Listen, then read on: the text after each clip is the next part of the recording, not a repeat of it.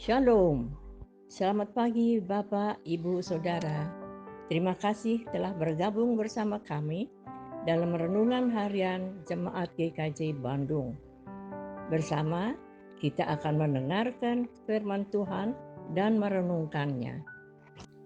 Sabtu 26 Agustus 2023. Jemaat GKJ Bandung dan para simpatisan yang dikasihi Tuhan, selamat berakhir pekan.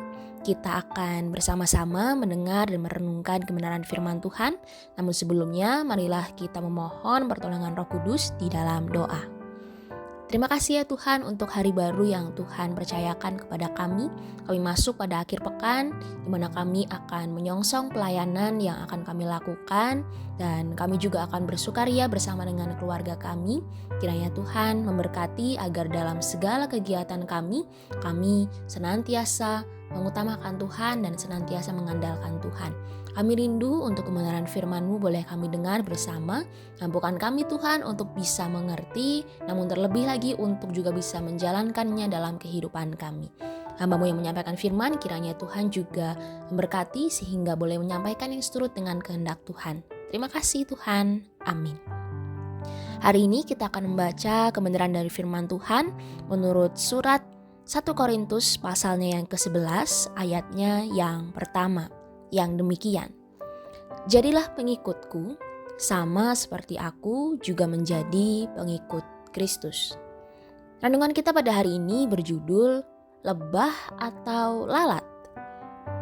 Mengapa lebah cepat menemukan bunga, sedangkan lalat cepat menemukan kotoran?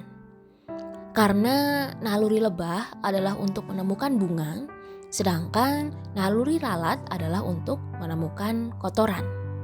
Lebah tidak tertarik pada kotoran. Sebaliknya, lalat tidak tertarik pada harum dan juga keindahan bunga. Alhasil, lebah kaya akan madu, sedangkan lalat kaya akan kuman penyakit. Demikian pula halnya dalam hidup kita sebagai orang percaya. Dalam pergumulan iman kita bertanya, mengapa ada orang yang menjadi jahat dan ada orang yang menjadi baik? Karena naluri orang jahat terikat pada hal-hal yang tidak baik. Sehingga ketika ada hal yang buruk, menyakitkan, gosip, kebohongan, permusuhan, mereka pasti akan begitu bersemangat untuk menyebarkannya. Mereka adalah orang-orang yang mudah diprovokasi tanpa pikir panjang, langsung bereaksi.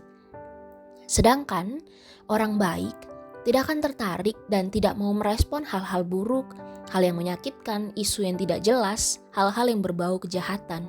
Karena nalurinya terikat pada hal-hal yang mendatangkan kasih, damai sejahtera, dan juga sukacita.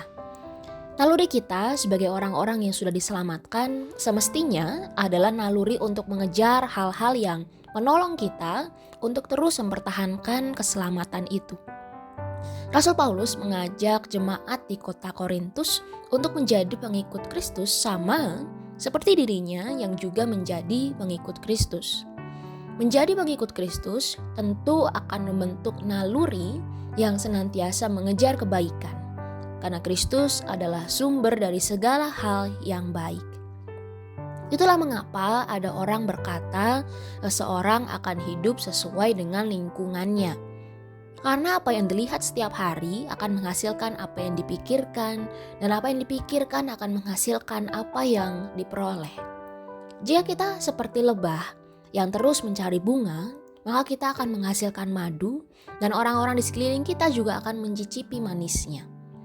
Namun, jika kita seperti lalat yang suka mencari sampah, maka kuman yang kita tebarkan akan mencelakakan orang lain.